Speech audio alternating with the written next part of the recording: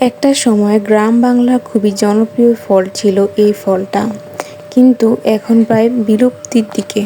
এখন আর এই ফল গাছটি দেখা যায় না। বিভিন্ন অঞ্চলে এই ফলটির নাম বিভিন্ন রকম হয়ে থাকে, যেমন পাঙ্কি, চুঙ্কি, এন্না, নোনা ফল। আমাদের এখানে এগুলোকে এন্না নামে পরিচিত। আমার আম্মু একবার চাঁদপুর থেকে এই ফলটি কিনে এনেছিল।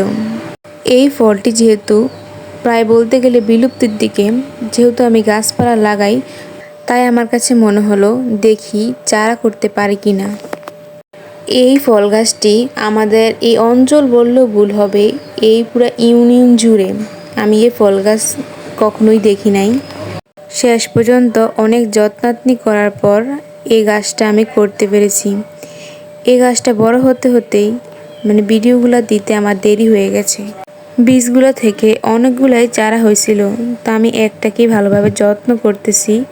অনেকগুলা বীজ আমি ফেলে দিছি, তো সেখান থেকে দেখেন আবার চারা বের হয়েছে অনেকগুলা। আপনাদের অঞ্চলে এই ফলগুলো কী নামে পরিচিত অবশ্যই কমেন্ট করে বলে দেবেন।